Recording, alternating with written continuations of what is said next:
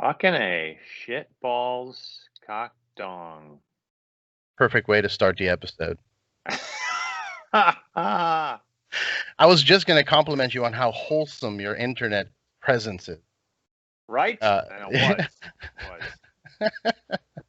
Yeah, I was looking. If anyone's seen any of our movies, I don't think that would surprise anybody by the language I just used. No, no. It did. Well, that's what I wanted to bring it up because I looked up at your website and it's like, oh, happily married man from Minnesota, loves sports and pies. I'm like, that doesn't add up with what I've seen. What I've seen on the screen, man. Sodomizing bears and chugging maple syrup. Yeah, yeah. So for everybody that's watching that's not aware, this is Erik, and bear with me, I'm Cuban. Stolhanske? Sure. No, that's wrong. Close. Not even close. Whatever. It's how do you pronounce it? Stolhanske. Stolhanske. Oh, so like a white dude. Stolhanske. Okay. Yeah. Stolhanske. Erik Stolhanske. Jay Chandrasekhar and I used to be roommates in college, and nobody ever got our names right. Stolhanske. We would get pieces of mail that were just completely wrong. Yeah. Like Chandrasekhar would get pieces of mail that would say like Giacomoni and Chandramoni Jacka. What I mean, I can't even pretend to repeat how bad they were. And we would keep them. We loved them so much. That's awesome, man. Chacamondian. Chacamondian. Cuba, that's awesome. Where do you live? I was in Havana last year. I had a great time in Cuba. Oh, cool. Yeah, I live in LA, but I used to live in Miami, which was 90 miles away from home. I wasn't born in Cuba. My parents were born there, and I was born in New Jersey. Cuban descent. Yeah, they ran away from Cuba in different methods, it sounds fake when I hear them telling stories. Like my dad's like, yeah, I snuck into the Peruvian embassy and hopped into one of their boats. I'm like, isn't that an episode on Netflix? Like, what are you talking about? It's like Gilligan's Island, yeah. Yeah. I grew up in Jersey, and then I moved to Miami and Cubans, and learned about the culture. And I actually got to go when I was younger to Cuba. Cuba's interesting depending on how much money you bring with you when you go. Right. Yeah. I mean, they have hotels with sushi and, all kinds of amenities. But, if you go to the heart of like Havana, old Havana Vieja, as they call it, buildings are falling apart. They don't have paint. They don't know what food is. Yeah, it's nuts. Yeah, there's no food in the markets. It was really interesting, just the history of the island, visit old Havana and just to see buildings and cities that are that old compared to the United States. I mean, the cities there are much older. Old Havana is much older than anything in the United States. Yeah, and they still have all those really old cars hanging around, all from the 50s, the Chevys and all that, which is great, and they're well maintained. They have no choice. That's all they got. I gotta clean this car. So, there's been stories of people that turned those cars into boats to come to Florida. Or, really?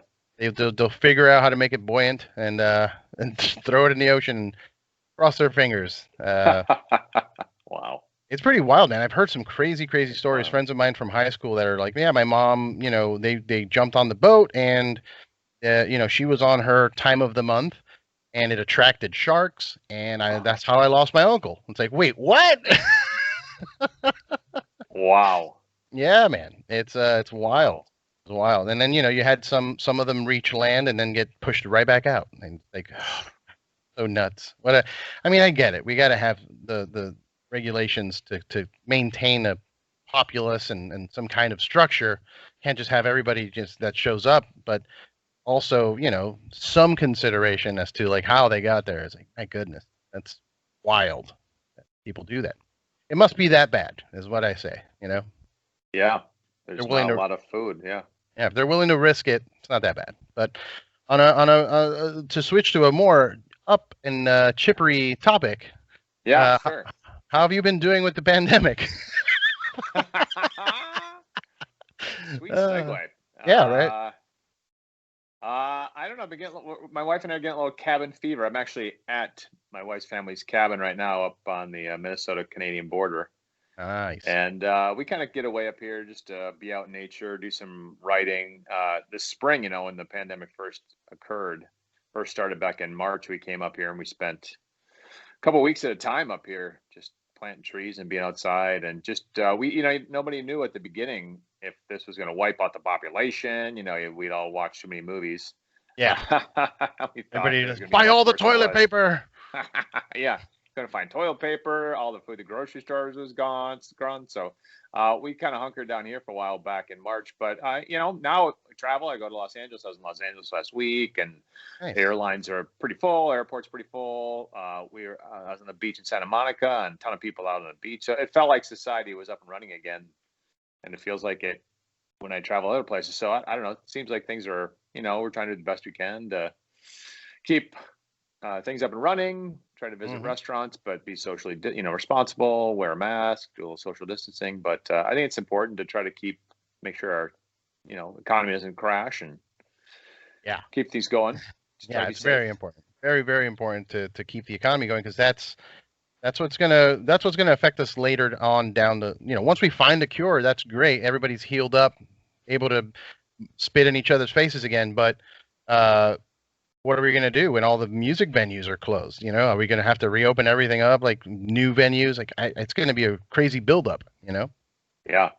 Hopefully, we can maintain, businesses and everything. So we try to support locally. So my wife and I try to support local restaurants and try to get takeout, or, if we can go somewhere and they're socially distanced and they're open, you try to help restaurants and stores stay open. So we're doing the best we can. How you doing?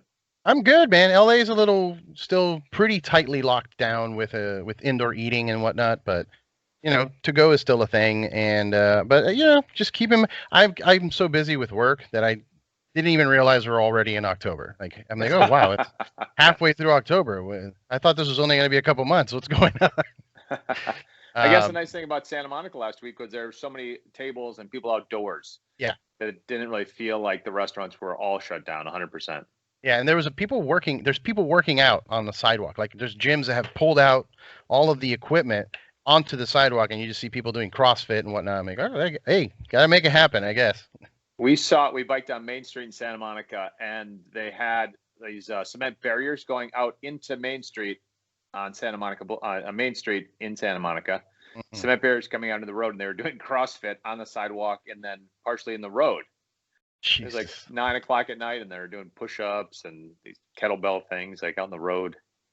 Hey, gotta make do, right? Gotta make do. Yeah. Gotta make do. And you know what? I like being outside. If I'm gonna be working out, I want to be outside, taking some sun. Yeah, nice. I always prefer the let's work out on the beach as opposed to let's work out in a sweaty gym and it smells weird.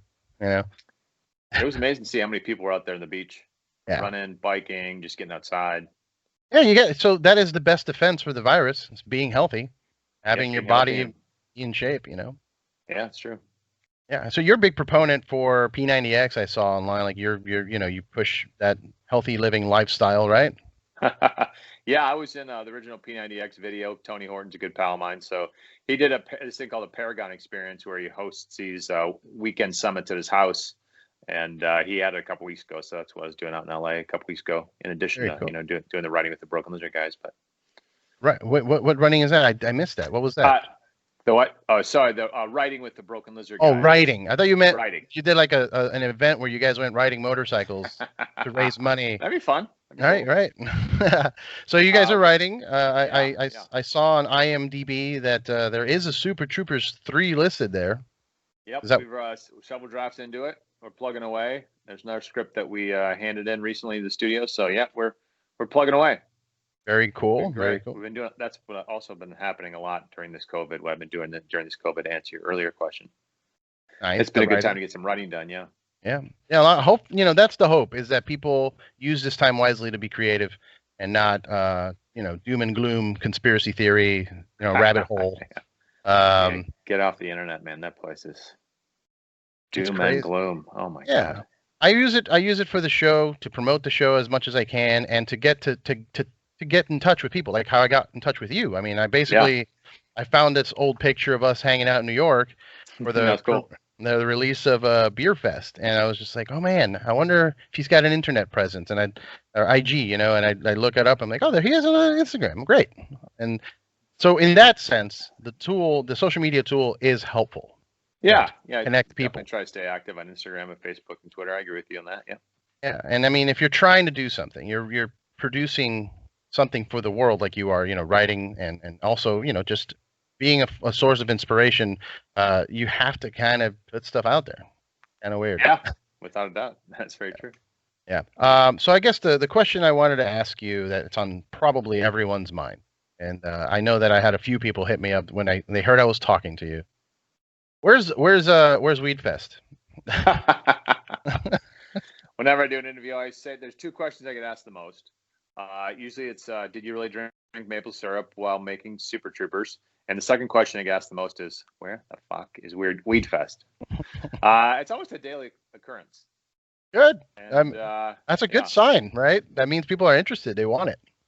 People are really interested. After that movie came out, he sort of made it as a teaser because we wanted to get Willie Nelson in Beerfest, and he doesn't drink beer, so we wanted to find a way to get Willie Nelson in because Jay had just worked with him on Dukes of Hazzard, and kind of they'd become pals. And so we, came up with that funny ending, which we thought would just be a teaser that people would think is a joke, but people like, hey man, where's Potfest? Where's Potfest? When's it coming out? And then we realized that people were serious about it, and then we started getting incoming phone calls from 50 Cent, Snoop Dogg asked about it, Method Man came to our office, a bunch of people wanted to be in this. So we went to Warner Brothers, that owns intellectual property, because they made Beerfest. Mm-hmm. And we told them about all this interest that was coming in, all these incoming phone calls and people wanting to be in it. But they said, we're the studio that makes Yogi Bear, so they're not quite sure if they're ready yet to make a pot smoking movie. So we'll see. I don't know. It's starting to get legal across the country and becoming more acceptable. So maybe it'll start opening some doors. Yeah, I mean, it's weird. You think about that, the fact that it is legal now in several states, and it seems to be getting more accepted as a medicine, and less of a recreational type of thing. But you look back at like Cheech and Chong movies, like they were out, they were successful. True. I mean, you can't walk into Target and not see a Cheech and Chong T-shirt. Like it's part of culture, Yeah, it's very true.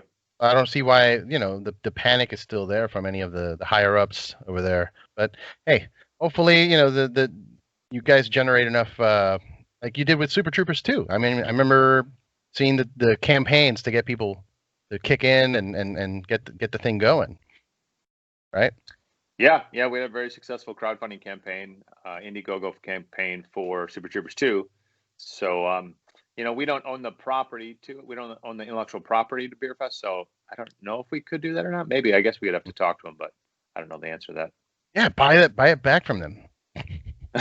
Get that right, get those rights back. I mean, Beerfest was awesome, man. I remember being very excited about it because I was just getting into that world of beer. I mean, I worked in the beer industry for 8+ years, so it was a passion of mine, and to see it kind of represented like that in that sort of way, and with you guys were hilarious, and you were basically, it was you and Paul, you guys were the stars, because in Super Troopers it's kind of like the whole troop, right? Everybody's kind of got their screen time, but this movie felt like it centered around you and Paul.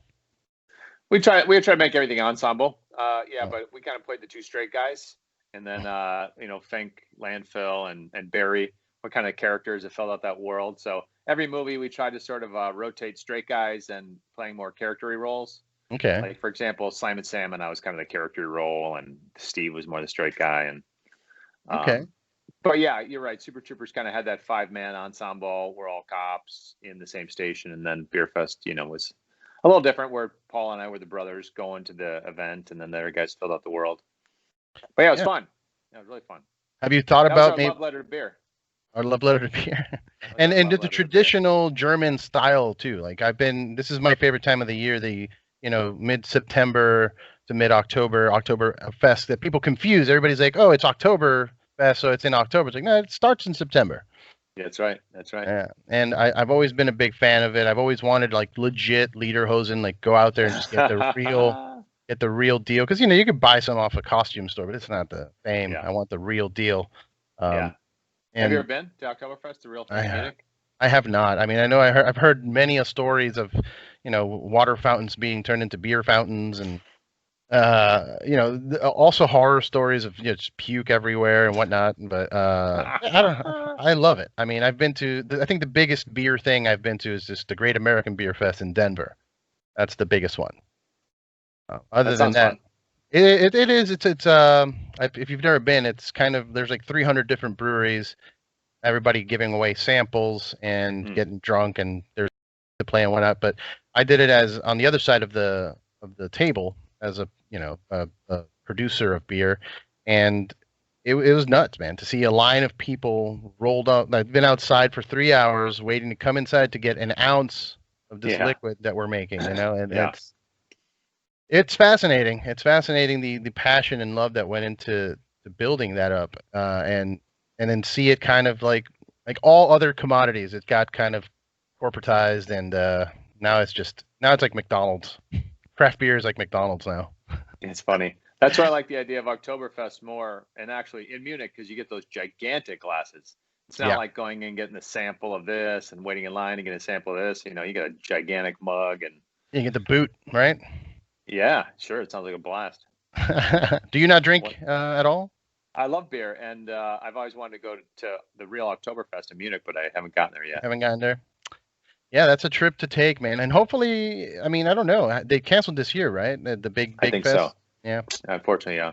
Yeah, I still went out and got myself some Marzens and some German style lagers Oh, nice. and some brats, and just did that, at home. Did my own little Representing. Good. at home Oktoberfest. But awesome. It's one of my favorite times of the year. And then come the pumpkin beers that come after that, which some of them are good, some of them are a little too much. Yeah, there's a really funny pumpkin ale sketch on SNL this week. Yeah, with Bill Burr. He was great. Bill Burr. It's fantastic.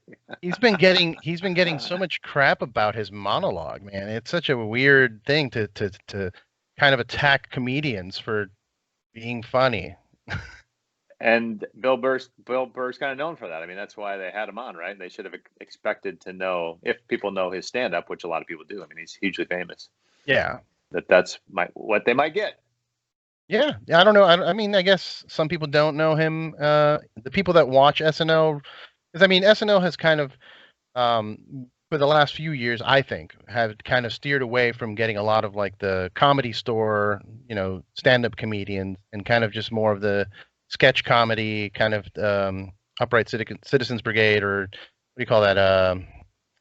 Second City, the improv troops over like stand-up comedians. And now it seems like they're kind of leaning back towards stand-up comedy, especially adding Punky recently. She's a Comedy Store vet, and now Bill Burr. So I don't know. How do you feel? Like, do you agree that usually they lean more towards like improv troops? Yeah. So I mean, I don't know. We'll see. I think it was great, but a lot of people are just giving it crap, and it just seems like the new normal for stand-up comedians. Like people giving Joe Rogan stuff for some of the things he says, even though he'll come back and apologize. People will freak out, like, oh, he said some lies on his show. We should cancel him and censor his show on Spotify. And I'm like, oh no, man, it's crazy. Why are we censoring free speech? We're so divided right now. This country is just so divided. It's a shame. Yeah. So what do you think? Should we come together more? To get together, like to fix it. We need more comedies. We need more comedy movies. Yeah. That's my solution right there. More comedy movies? Tell the studios they want that we need more comedy films to bring this country together. And real comedy. Not like, just some kind of fluffy thing to some emptiness. Like we want some real. Like I remember comedy being dangerous when I was a kid. Like I felt like I was doing something wrong by watching like Eddie Murphy. Song or something? Yeah, like Eddie Murphy. Song movies, yeah. Yeah. Even Martin. I remember Martin did a movie that was kind of a stand-up movie, Martin Lawrence, and it was I snuck out with my friends to go to the theater to see it, and it was just like very raunchy, kind of inappropriate, but still felt like, oh my God, this is so cool. We're sneaking off to see this thing we're not supposed to be seeing. And comedy's kind of lost that, It's too bad. I saw Martin Lawrence at the Comedy Store. He maybe preparing for a comedy special, but man, he's great. He's so good. Have you done a lot of stand-up, or do you mostly write? A little bit. I mean, background's mostly, being a comedic actor with the Broken Lizard Group and being in our comedy films. But I've toured. I've done tours across Canada and the States, and yeah. Do you like it? Is that something you want to pursue more, like down the road, if things open back up, or? You want to prefer, or do you just prefer writing and working in a film? I mean, I like the live audience experience and getting up and, working with an audience. It's a lot of fun. You get to Mhm. meet people immediately, hang out with them afterwards. I like that whole sense of being in the room with fans. Mhm. But I don't know. I mean, I guess if I had my way, I'd love to just be able to continue making movies. I mean, I love the idea of like sitting down, writing a whole script, and then you create the character and you get it in front of the camera and you got to edit it, put it together. As Broken Lizard, we always loved Caddyshack and Animal House and Fletch and all that. So to be able to try to, make those comedies is sort of a dream come true. So Yeah, I'd yeah. like to continue to try to make more movies. Nice. Yeah. And when it comes to the writing room with you guys, is it just kind of whoever comes up with an idea, you guys toss it out there and see where it goes, or is there like somebody who does most of like the initial writing and then people tag on? Like how is the process for you guys? It's very, very ensemble writing. You throw an idea out there, and if something kind of catches, you just kind of keep throwing ideas out. There's never a wrong idea. So it may take a month of just throwing out. Let's say if we get a kernel of an idea, like just throw out ideas for a month, and then create a very detailed outline. And then Mhm. once we feel like we have the story and a very detailed outline, each of us will break off and go write 20 pages. Okay. And then the first draft comes together. You can get it pretty quickly, but it's really, all over the place. Characters' names are different and plot lines. And then you go through another draft. Each one of us tries to kind of fix our section to try to make it weave in more seamlessly. And then eventually each script gets assigned a person, which we call the bitch, because it's sort of a thankless job. But everybody gives their notes and their sections, and they have to weave it all together into a draft. But Okay. it just is easier when you have one person that can go through the whole section Right. and make all the sort of different sections fit together like a puzzle piece. And then we start making notes on that draft, which is kind of woven together. And then we go through like 20 drafts of that process. So we end up with like 20 or 30 drafts eventually by the time we shoot something. Wow. That's crazy. And it's quite an accomplishment, because if there's anything I've learned in my life is that getting adults together to do something together is almost impossible. It was easier when we were in our 20s. We all lived together and had more time to spend together. Now there's different things in life that pull us apart a little bit more, families and living in Yeah. separate homes. But yeah, we still, I guess we just have the chemistry and the experience of being together enough that we can continue to write screenplays. That's good, man. Yeah, I can't even get Yeah, my it's friends hard. together to go to the movie theater, so it's like, oh, sorry, I got to drop off the kid, or hey, yeah, no, I can't do it today. Let's do it next week. It's like, getting Yeah, a whole group together to write, it sounds terrifying to me. it's like wrangling cats. Yeah, it is a lot of work. Yeah, and did you guys feel like a whole lot like different when you were writing Super Troopers 2? Just kind of the expectations that were there from like, oh, okay, the first one was such a cult hit, everybody loved it. Was like, is there that pressure? Because you hear it all the time that sequels never live up to it, or whatever you want to say. And uh, how did you guys feel when going into that for the writing? Yeah, I mean, we couldn't let it bother us. We obviously were aware of the idea of all that you said. The best thing we could do is try to remember when we first wrote originally Super Troopers, we wrote stuff that made us laugh and then developed it around a plot and tied it together. And then we tried to have funny scenes that, genuinely made us laugh, the five of us laugh. So it made us laugh and kind of passed the test. And so we wanted to try to get back to that writing the sequel. It's just like, let's try to make funny scenes that fit into a plot that, genuinely make us laugh. So people remember, I guess, like the Danny DeVito scene or the French-speaking scene in Super Troopers 2. And we just tried to have some sort of those kind of like those highlight scenes Mm-hmm. that happened in the first film where people might remember like the meow scene or the opening pullover scene. So we just tried to, have that feeling, I guess, of being where we were when we wrote the first one. And a lot of, Yeah, go ahead. but I guess what's been kind of interesting is, you'll get like 10 people say they love a sequel, but one person will say, oh, it doesn't live up, it's not as good, and then you always remember that bad one. Right. But recently I've been seeing a lot of stuff on social media will say, at first I was really hesitant about the sequel and I had sequelitis, and at first I didn't love it, but then I went back and I watched it again and it's like, oh, okay, now I get it. Right. So I think a lot of people on first reaction, they see it and they just immediately compare it to the first one. Right.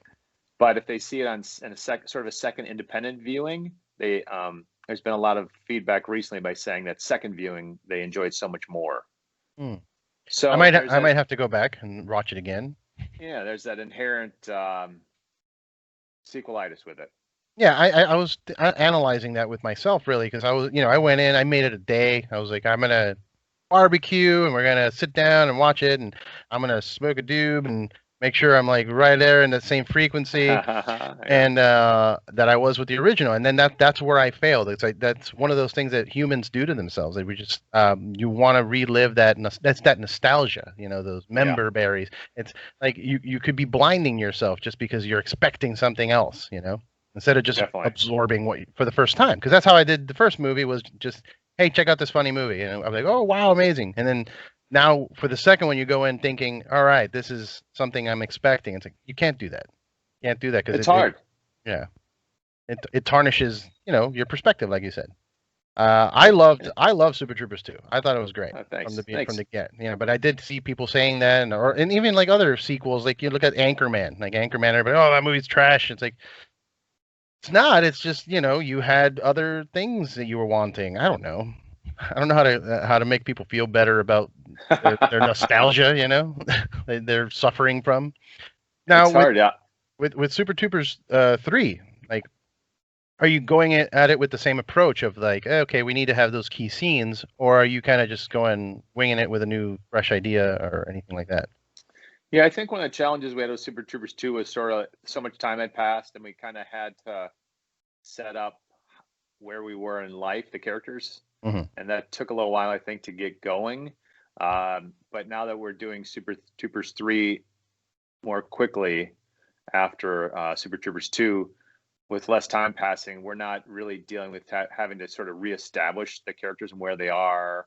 And so I think it's more fun. It's just this Super Troopers 2 is fun, but this is just like there's a plot that's kind of this crazy plot and this crazy story, and we're just getting into it, and there's not a lot of setup. And I think that will help the storyline of just get it. You're just hitting the gas pedal and going from the beginning.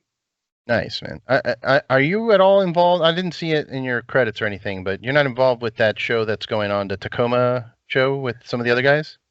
Yeah, that's just a Kevin and Steve project that they're sort of a little side project, and bands do a solo album. They just that's their solo album right now, and then we'll come back together and make a couple movies. So Yeah, I mean, it has an appeal to the Super Troopers fan base because it is kind of, service related. They're firemen, and like kind of people can associate firemen and police officers. So, and I think it's hilarious as well. But do yeah, you think the idea of doing some kind of weird crossover, like even with like not just the show and Super Troopers meeting, but maybe like some of the characters from other movies like Club Dread or maybe like a Beerfest characters? like a Marvel universe. Yeah, yeah, yeah. I Make think the Avengers of the Broken Lizard Avengers. I feel like Sandler does that a little bit, doesn't he? Doesn't he kind of like have sort of his universe collide a little bit sometimes? Or Kevin Smith? Maybe Kevin Smith does it more than Sandler. Kevin Smith definitely does it a lot. Yeah, Yeah, for sure. yeah. I mean, we don't currently have that in our script, but I think it's a funny idea. Yeah, I mean, I think it'd be hilarious just seeing like maybe the Super Troopers arresting some of the beer fest dudes getting too drunk or too rowdy, something like that. Sure, Uh, sure. it requires a larger budget for special effects though, if you're gonna reuse some of the actors as well. Yeah, like I could see like the stoners at the beginning of Super Troopers, or like if all of a sudden those three stoners that are kind of identified as being the ones that are in the car at the beginning of Super Troopers, Mm, like you could see them somewhere, all three of them together, and they're identifiable. Or like the local cops who you know get arrested at the end of Super Troopers. Like maybe you see them somewhere. So like if two or three people together, it could be identifiable. It could be a funny little yeah, grouping somewhere. yeah, I think so. I mean, I think it'd be great. Um, for people that aren't too aware, just I think when I see those movies that you guys are just a bunch of druggies that drink and party all the time. But I'm sure that's not really the case. Now, do you feel that comedians or comedic writers have to have a source of some kind of conflict or kind of be messed up in order to be that funny? Or are you good with just the wholesome, you're fine and you're just funny? Because I get a lot that comedians, the reason that they're so funny is because they've had a terrible life leading up to it. You know what I mean? So they find a joke in everything. Yeah, I think there's definitely comedy comes out of pain and conflict and all that kind of stuff and tragedy. I don't know. I mean, we kind of grew up in that generation when, SNL and, you hear about there's some anniversaries now going on about Caddyshack and all the partying that they used to do on set and all that kind of stuff. And I don't know, when we were coming up, that was kind of the fun thing to do, was to drink and smoke and write jokes. I mean, so Mhm. that was kind of how we were influenced, I guess. Okay. Like you Under the saw, influence? No, I'm just kidding. well, yeah, there's some of that involved. Uh, But most of the stuff that we create and we write is, often it takes a lot of academic sort of prowess to like create the outline and make things work. And, so you can kind of combine some of that stuff where you're laughing, making jokes and finding stuff that's funny, but you also do have to use sort of your gray matter to try to actually get the writing done and the discipline, and know where the inciting incidences are and the low points and the denouements and all that kind of stuff at work, and creating a formula that you want it to seem seamless and make it seem like there's no sort of screenplay writing in that, right? But that really does take a lot of work and time and effort to make it work. Yeah, you can't just be partying all the time. It doesn't Exactly. work that way. And I'm sure that also not everything that you come up with when you're drinking or smoking is good. You think it's good at the time. Exactly. Like, oh my God, that's so funny. Write it down, so and then you wake up the next day, you're like, nah. A lot of stuff gets thrown away, but sometimes, like, we had created that meow joke. Soder wrote it on a piece of paper, and like months later found something in a piece of paper in his jacket, and he pulled it out and he's like, "You guys remember this meow thing that we were talking about one night?" And we're like, "Oh yeah, that was funny." And that sometimes it does work. Yeah. And, it is smart to write down because you can forget it pretty easily the next day too. For sure. I mean, I forget everything that happens. What do you mean? Why am I here? How did I wake up here? Yeah, but that's one of the reasons I think that Super Troopers and all your movies work so well, and it's because it feels like it comes from a genuine place, like something that you guys you're sitting around doing that, and then writing ideas and picking the best ones from there instead of. Sometimes you see comedies from people that they'll write like a stoner comedy, but they've never smoked their whole lives. It doesn't feel authentic because you don't really know, you haven't been there, Right. But every stoner or person that drinks has woken up or thought of that idea of like waking up naked in the forest after a night of drinking or something, It happens. You're like, how did I end up here? Next to a deer. Yeah. Any kind of nugget of story that you can give away about the Super Troopers 3? Anything that we can? No, I mean I could, but I'm not going to. Right. It's funny too because I love the plot so much and the story, but I think that's the fun part of why I don't want to give it away too. Okay. I'm excited for people to come to see the theater and see it. When it's going to be a while. It's going to be a while. I figured because everything's on hold with productions.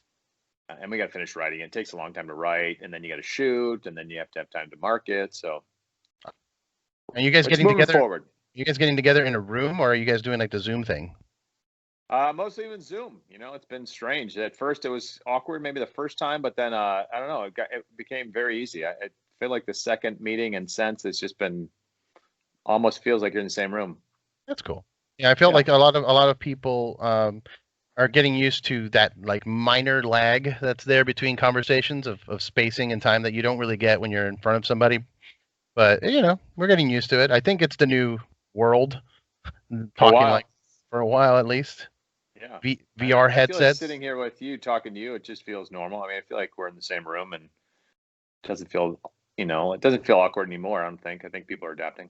Yeah, people are adapting. I mean, I grew up in that time where sci-fi movies were showing you this. You see like Demolition Man or something. You're like, they're talking on a tablet, and you're like, wow, that's crazy. And then now that's what we're doing. Here we are. We are. That's true. Yeah, and it scares me to think. You hear those conspiracy thoughts of like how similarly sci-fi movies have predicted the future and how we have things like. I hope not. I've seen too much Mad Max. I know exactly. Blade Runner. Replicants are coming. Yeah, man. I think about that all the time. Like my friends are like, "Oh, we're arguing about the politics and which side you're on," and I'm like, "Dude, I'm just getting ready for Mad Max because I saw that movie." Yeah. I got a team of people together that have a set of skills. You know, I'm not a prepper. I'm not a doomsday prepper or anything, but I've called a couple of my friends and I'm like, if shit goes down, I'm coming to your house, right? He's like, yeah, yeah. Yeah.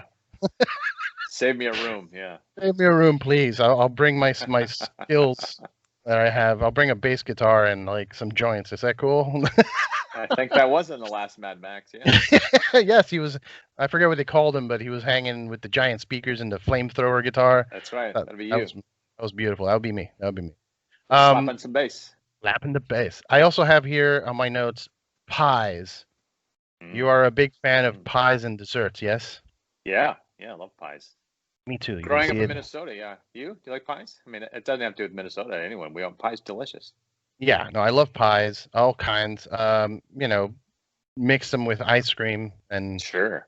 any kind of thing. You know what? There's this place here called Polly's Pies in California. I don't know if you've ever been or if they have them in Minnesota. I know it's a chain, but they'll get a piece of pie and they'll throw it in a blender and make you a milkshake. Right. Yeah. And they have that up here. It's the worst for your body, but my God, it's so tasty. That's why I like to jog. I go for a long run knowing that I can enjoy dessert. Yeah, you got to earn it, right? Yeah. You teach people that. Yeah, teach people to you know, pies are fine because you hear it all the time. Don't eat pies. Sugar is bad for you. Don't eat desserts. Like, yeah, sure. If you're just sitting around eating pies all day, you'll probably get diabetes. Yeah, and have high blood pressure and all sorts of stuff. But yeah, go work get out, off your ass, go run around, ride a bike. I don't know, get on some roller skates, whatever you want to do. I wanted to ask you about your leg because you're very open about it. It's, you know, it's on your website. You go and make you know, speeches about it and talk about it. So I wanted to ask you something that went into my head when I started thinking about it, and it's was it challenging at all, or was it because you were born with it? Was it something that you never noticed? Was it you just kind of adapted and you've always lived like it's fine, like there's you know, no problem? Or did you have to actually was it a challenge for you to adapt to it at all? Yeah, it was a huge challenge. Yeah. Huge challenge. I had a chunk of wood on my leg instead of a foot. Yeah, it was a huge challenge. I mean, I know. I had a pretty good attitude. And like when you're a kid, you know, you just kind of run out and do things because you have to, right? And kids are just active. And, but yeah, it was really hard. I mean, I figured it would be, but it, you know, a little bit of like the thought came into my head of like, well, maybe since you were born without it, it just kind of, you're just used to that instead of having to lose it, say in your teens or your 20s or something in war or whatever, you know, where now you have to change your whole life because you've never, you know, now it's missing as opposed to being born with it. I would say that gave me an advantage for sure. I mean, like I definitely, you know, talk to people or somebody will say, I have a neighbor who lost their leg to cancer and they're having a really hard time sort of adapting and walking and all sort of thing. You know, we'll talk on the phone and have a little conversation.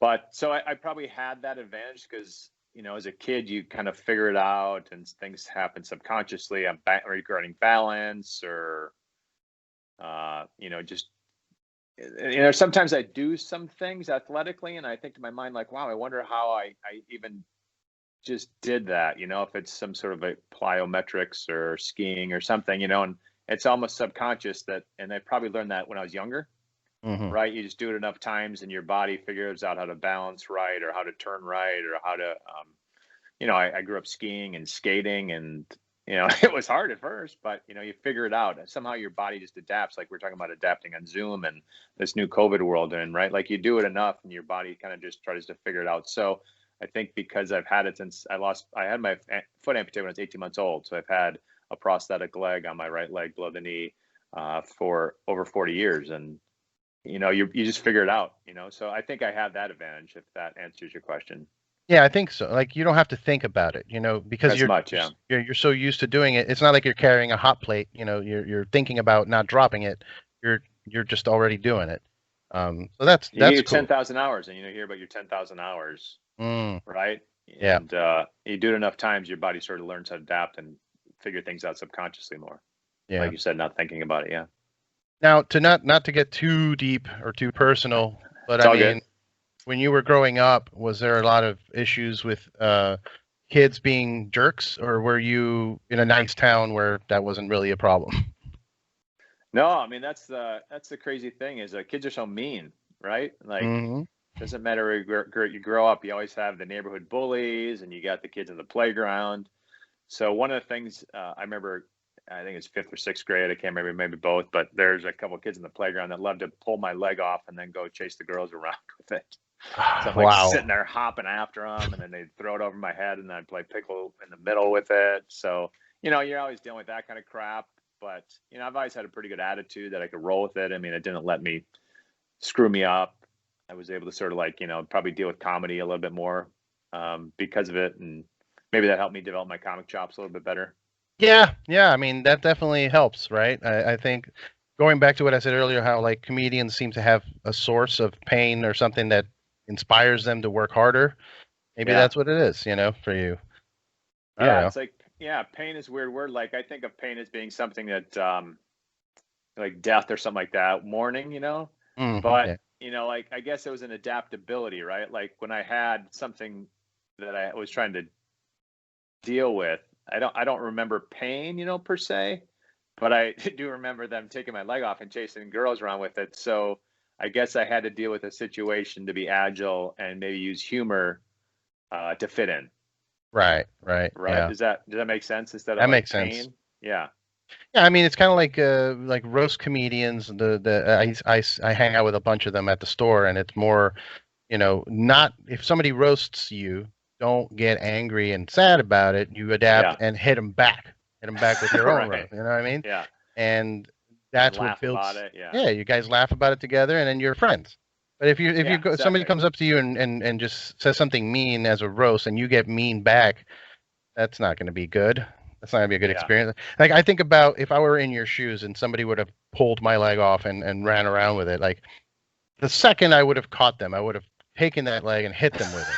You know what I mean? Right. And beat your ass with my leg. Let's see how that feels. Right. Yeah. So, but that's just how I deal with bullies. I deal with it violently.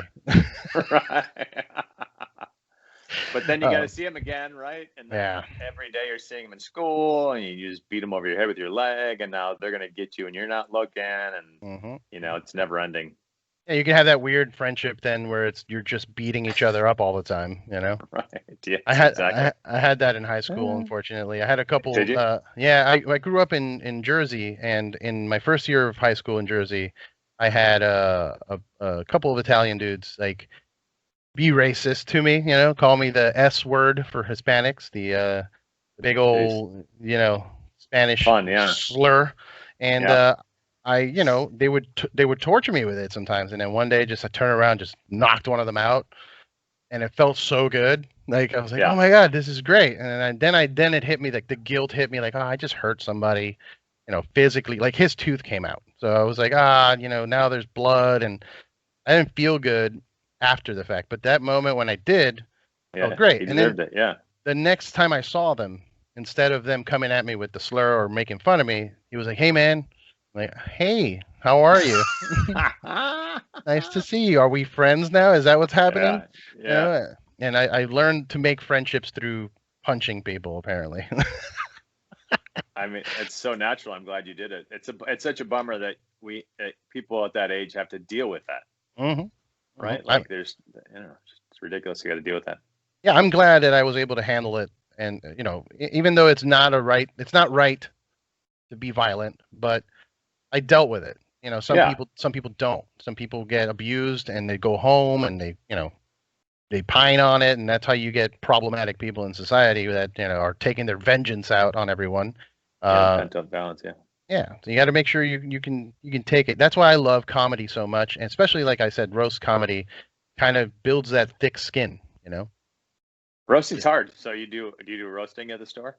I don't go up. I don't go up on the mics, but I do go every week. I hang out with Tony Hinchcliffe and Frank Castillo, a couple of the roast battlers, and we just sit there and just talk crap, just make each other laugh, and That's make great. fun of make fun of each other's, like, hey, you're bald, so make fun of that for a while. Right. And it sounds mean, and sometimes what happens is the problem is I bring that roasting to other groups of friends, like that aren't into comedy, and then I come off as the jerk because I'm just constantly roasting them and waiting for the hit back, and they don't respond. I'm like, oh, come on. Now I sound like a bully. It is a fine line for sure. Yeah. Do you like roasting? Is that something that you looked into? I don't do it on stage, but I have gone to several of those Comedy Central ones when they've been taped and I've been in the audience. And man, when like Jeffrey Ross or somebody does it well, it's a joy to watch. Yeah, man. There's certain people that are just geniuses at it. Like Jeff Ross, like you said, he's really good at it. Tony Hinchcliffe, who's got his he started a roast university online on Patreon. So now he's teaching people how to roast each other.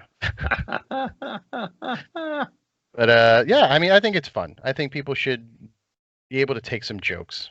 And make, like you said, make comedy dangerous and exciting again. That's the new slogan, my new presidential slogan. Make like comedy dangerous again. Yeah, yeah. I hope we don't get too tied up on being. I mean, I like the evolution of people evolving, but I hope we don't get too caught up on the PC thing with comedy. Right. Yeah, it's good to be respectful of other human beings. Obviously, don't be hateful. Respect other people, but there is the other. It has to be balanced. If you swing too far to the other side of it, the PC thing, then we're not saying anything. We have to censor every word and be very careful about every word we say around each other.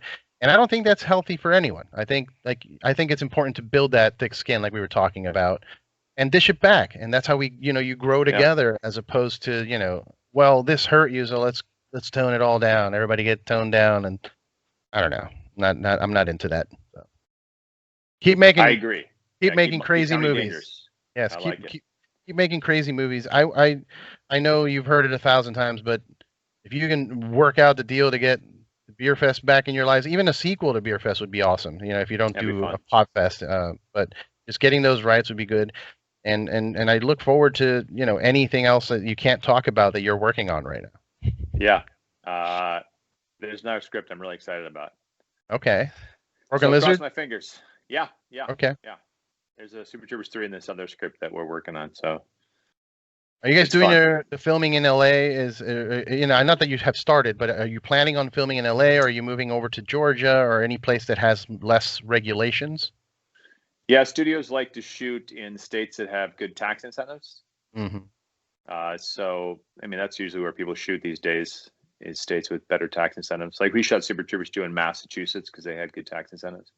Okay. Beerfest we shot in New Mexico. That was good tax incentives. So we'll see. It's sort of up to the studio and the producers on that end. Gotcha. We'll yeah. Well, hey, man, I appreciate your time. I'm going to let you go so you can go back to trying some delicious pies. I saw that Instagram video. Oh, yeah. What's your favorite pie so far? My favorite pie total? As of yesterday's contest or in general? In general. In general, growing up, I love peanut butter pie and I like French silk pie. But I like a lot of pies. I mean, the list would go on and on. You lean more towards fruit or like chocolatey?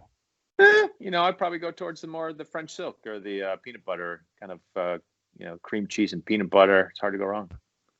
Cream cheese, butter, peanut butter, sugar. It's all good. Yeah. I make a mean guava cheesecake.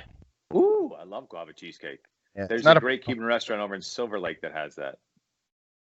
Which one? Is it El Cochinito or Sayas? Or Portos? The name. It's Portos. No, Portos? Not Portos. That's the one that's in Burbank. This one's in Silver Lake. It's a purple restaurant on the corner. I don't know if I the name of it. Look into that became a mission of mine when I moved from Miami to LA. It was to find proper Cuban food. Oh, so good. I went to Portos. Portos was okay. Went to Versailles is terrible. I like their garlic chicken though. The food is good. I'm just saying, like when it comes to authenticity, I guess is what I was looking for. Yeah. Like I ordered a Cuban sandwich and they brought it with French bread, and I almost threw it at the waiter. Like I was like, "What is this?" I started doing little skits when I moved out here, like on Instagram Live of like the angry Cuban in LA. Like you go to Portos and there's a pastelito, is a famous pastry, flaky pastry with guava inside. and I went to Porto's, and they were selling it as a guava strudel, and I almost like lost my mind. Like, why? It's not a strudel. It's not. Last time I was in Porto's, Erik Estrada was in front of me. Oh, nice. And everyone in the restaurant went nuts. Like everybody came up from behind, and everyone just stopped serving the rest of their customers, and everyone just swarmed Erik Estrada and wanted to get photographs. Everyone's like, excuse me, can I grab a number 4? You know, whatever. I just want a sandwich. I just want my strudel, please. Oh, yeah. So there isn't really, I haven't found a very authentic Cuban place here. The closest is Porto's and maybe El Cochinito, which is up in that like Studio City area. But I want to open up a food truck out here and do it right. Get some people to send me to Miami, you know? That's right. Those guava desserts are so good. Mm-hmm. If you do them right and they're fresh, oh my goodness, it's so the best. You have the guava and cream cheese ones; those are my favorite ones. Exactly. Yes. Well, hey man, again, thank you so much for your time. I know we've been trying to do this for a while, so I appreciate you giving me some time, and I'm excited to see Super Troopers 3 when it comes out. I'm excited to hear about whatever you got working on coming up next. If anybody wants to follow you on social media, what's the best way to get all your information about you? Yeah, please do. Erik Stolhanske, Instagram, Facebook, Twitter. Try to stay pretty active on there and keep you updated on any future projects. If it's hard to find, just Google Erik Stolhanske, Instagram, Erik Stolhanske, Facebook, Erik Stolhanske, Twitter, and it'll lead you right there. Awesome, man. Awesome. Cool. Well, you enjoy your time in the cabin. Stay safe. And like I said, keep comedy dangerous, please. I like the slogan, man. We'll do it. Appreciate it. Great talking to you again. Good seeing you, man. Yeah. Later. Okay. Cheers.